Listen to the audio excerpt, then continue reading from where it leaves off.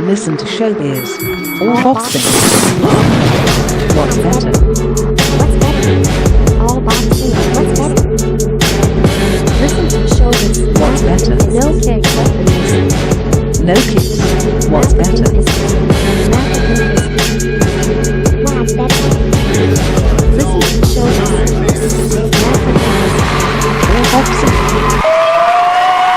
Yeah! It's official. Shawn Porter against Danny Garcia. What's up, my people? This is ShowBizz the Adult. This fight is happening because Keith Thurman had to vacate his title. As long as Keith Thurman was holding on to those titles, the welterweight division was going to remain stagnant. Okay, because Keith Thurman, he's just not busy enough.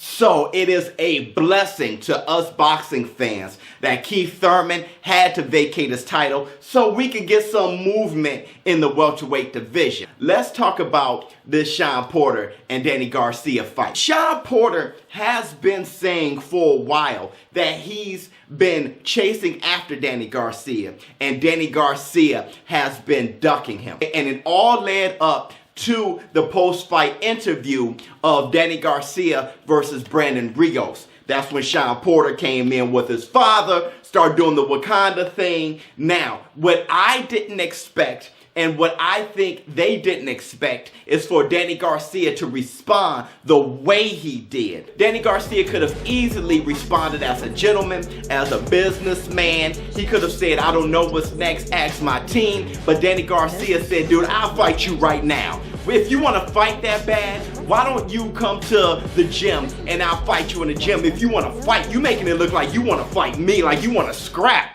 And then it turned into, no, let's do this for the money. When it comes to Shawn Porter, okay, Shawn Porter, to me, isn't as great as he thinks he is. He's not that great of a boxer. With him not being that great of a boxer, he cannot set up power shots. So what he ends up doing is playing football, okay? He ends up lining up and in his three-point stance and playing football. But when he does that, he smothers his own shots, actually lowering the probability of him KOing someone. Now, when you got a bull like that and he's physically strong, which is why he's pulling out all these victories, you would think he may have a granite chin.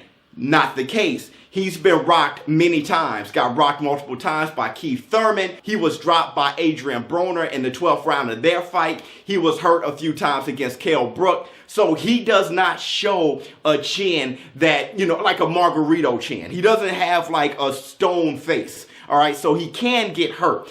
Really, it's all about his tactics, okay?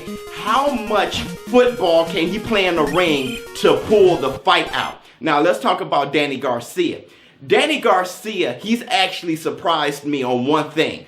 I didn't know his chin was that good. He really displayed that against Keith Thurman. Keith Thurman started off displaying his speed and his power. He figured he's a bigger welterweight and he's going to throw some bombs on Danny Garcia. The more they slug, the higher his chances are of bulldozing Danny Garcia. What he found out was that Danny Garcia can take his shots and he can give so much of his own. When that happened, and he got very smart, very savvy, and started just making sure that, you know, look, I can beat him on the outside, so why slug with him? It was a smart move, and he pulled out the victory. Another thing about Danny Garcia, he's a better boxer than people give him credit for.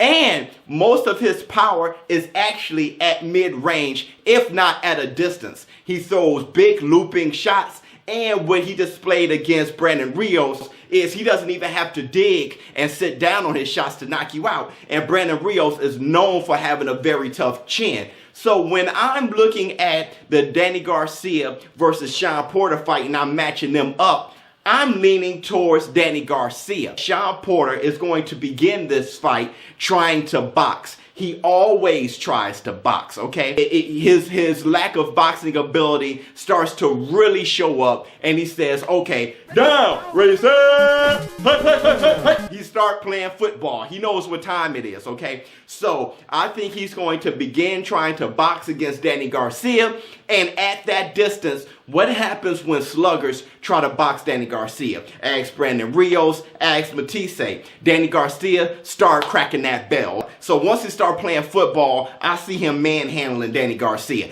At this point, it's up to the official to make sure this stays a boxing match and not a football game.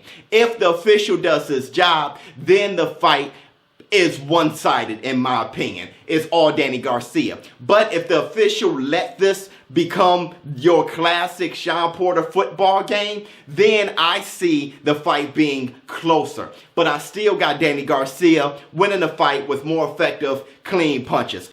ShowBizz the adult. I'm out.